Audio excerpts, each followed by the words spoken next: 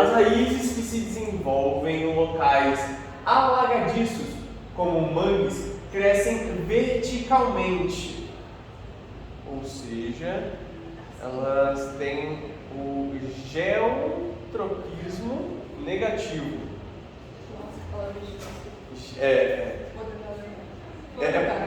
Não é muito difícil, né? É o geotropismo, que é o crescimento em relação à gravidade, né, a Terra, e tem o fototropismo, que é o crescimento em relação à luz. Tanto que as plantas, a maior parte delas, possui o fototropismo positivo, e a maior parte das raízes possui o geotropismo positivo, né, que elas crescem para baixo. Porém, os mangues, elas possuem o geotropismo negativo, ou seja, elas crescem para cima, elas crescem contra a gravidade. Me perdi. E medindo da água, assim, posso para a pessoa saber se já é atmosférica. Nunca vou saber disso sem gravar isso.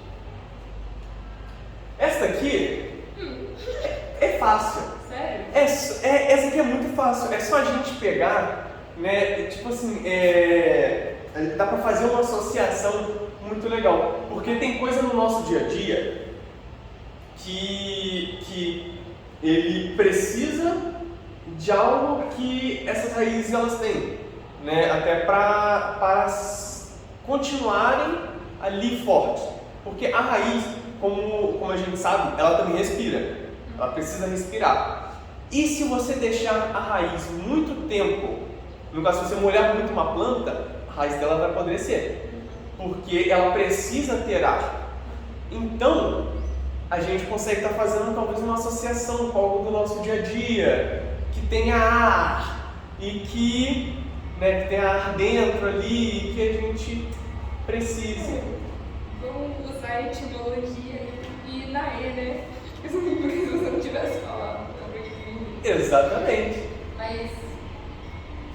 Tanto o professor ele fala disso aí no slide dele sobre raiz e caule, né? Que essas dos mangues, elas são chamadas de pneumatóforas, que elas possuem um tecido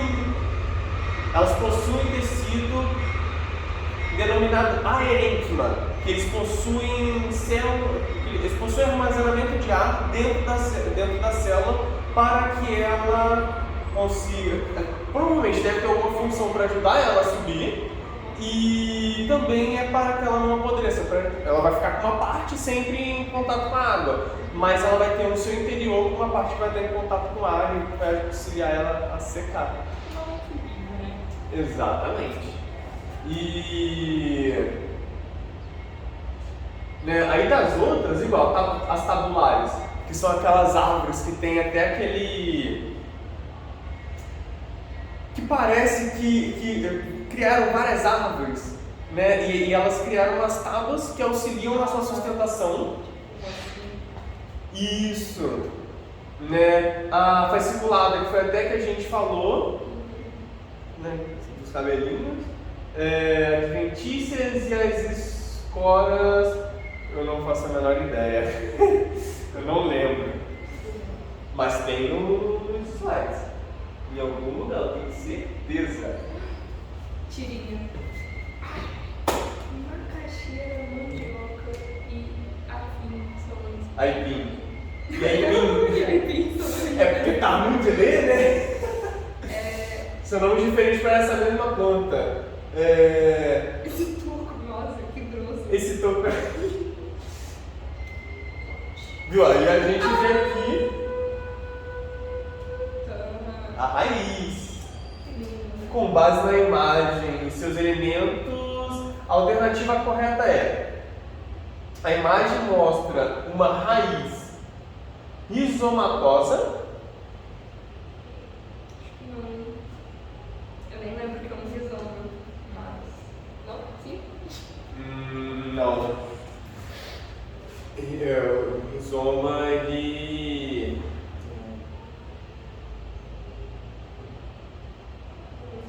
É como, por exemplo, eu tinha que lembrar, porque eu errei uma pergunta com isso daí.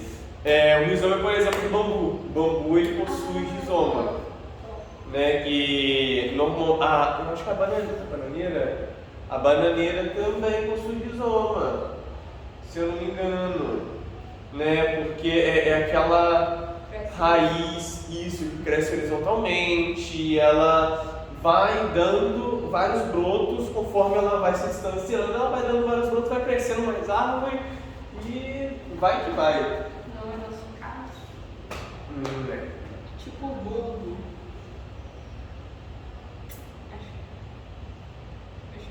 Tipo assim, a minha cabeça tá dentro do tubérculo, né? Mas eu não sei a diferença de um bulbo e um tubérculo. Bulbo é pouco. Na minha experiência de quem teve uma planta de um bulbo, ele era o que fedia. Então, a única diferença que eu tenho de um bulbo. O bulbo, ele é como, por exemplo, né, quando tem aquela bolinha que ela, se eu não me engano, ela pode ser utilizada para uma maior reprodução. Sim. Né? Você tem essa bolinha, você arrancou, se ela cair no chão em outro lugar, ela vai se alastrar. E bulbos que a gente conhece são a cebola. Os bulbos, né, que a gente conhece. E né, tem muita, ela tem essa estrutura um pouco mais diferenciada.